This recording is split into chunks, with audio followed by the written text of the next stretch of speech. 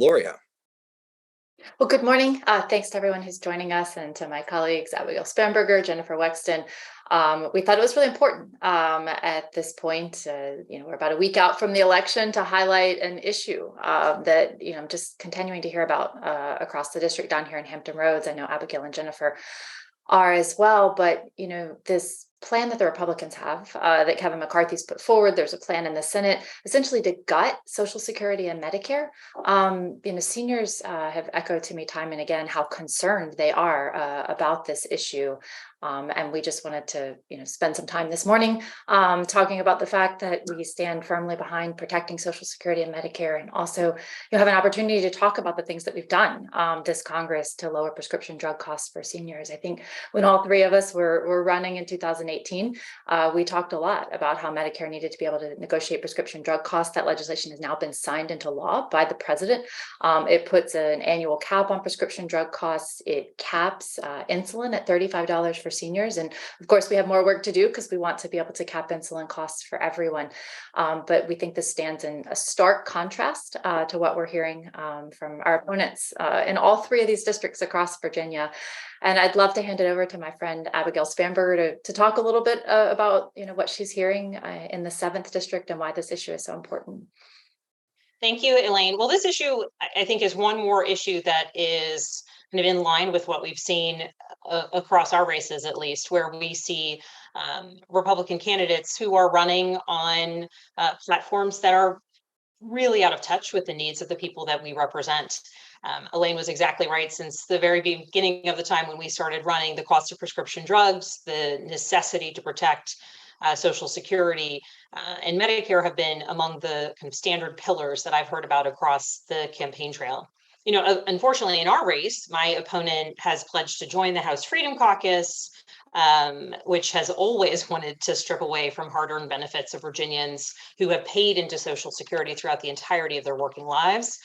You've got folks like Ted Cruz and Louis Gohmert and Jim Jordan who are not going to protect Virginians and their Social Security. And yet my opponent, Ms. Vega, will stand with these extreme politicians who've endorsed her, some of whom have come here to Virginia, and will threaten the various kind of security, financial security, and health security of the people that I represent. Earlier this year, we know the Republican Study Committee released a budget that would cut Social Security by raising the retirement age eventually to 70. And just in the past couple of weeks, we know that Minority Leader Kevin McCarthy has made clear that his caucus would use raising the debt limit to leverage as leverage for forcing spending cuts, meaning that Social Security and Medicare would be on the chopping block. So just to kind of talk through for a second before I turn it over to Jennifer what that means, literally jeopardizing the full faith and credit of the United States' economy in order to be able to force changes to Social Security and Medicare. Right? That's what we're talking about. And in our race, my opponent has talked about shutting down the government as a tool. So this kind of departure from good governance, from protecting the full faith and credit of the United States overall, and then to do so to hurt Social Security and Medicare is absolutely unconscionable. On the good side of things, we had an 8.7% COLA increase, a cost of living increase last month. So that's making sure that the 1.3 Virginians who are on Social Security are a bit more comfortable, particularly as we continue to face inflation. And while Social Security benefits did see a historic increase as we head towards 2023, Medicare premiums also decreased for the first time in a decade. This is incredibly important, what this means for seniors and those on a fixed income across our district.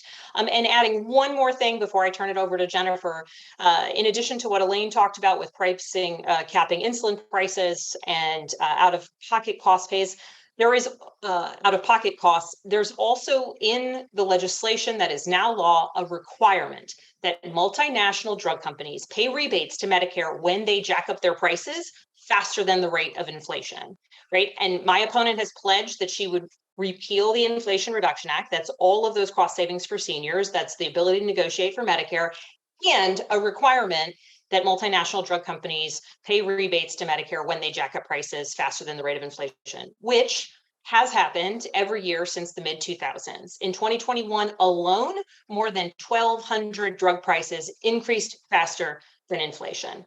And so with that, I thank you all for being here. I look forward to responding to some of the questions, and I turn it over to Jennifer Wexton. Thank you so much, Abigail. Thank you all for being here this morning. It's great to be with everybody to draw attention to what's happening with the Republicans in the caucus and those who want to take our places here in Congress.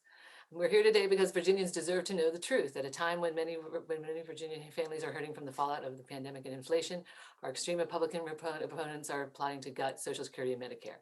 Now, my opponent in particular, he boasted that Senator Rick Scott, who authored the so-called plan to end Social Security and Medicare in 5 years, was his mentor. He even personally reviewed this plan and called it perfect.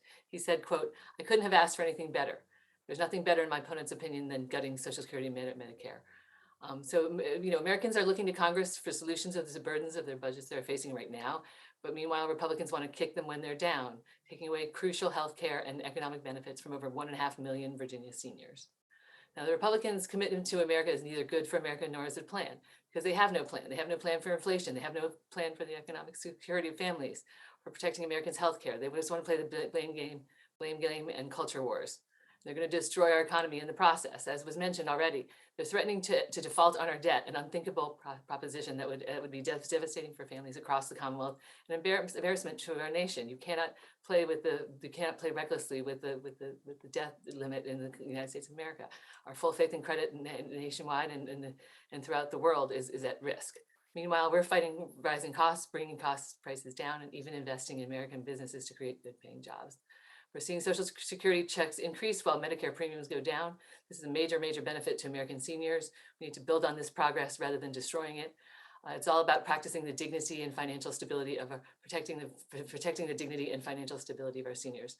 Throughout my career in public service, I've fought to strengthen these programs. I will keep doing so in Congress when I'm reelected a week from today. Thank you so much. I look forward to taking your questions. Awesome. So with that, we are going to open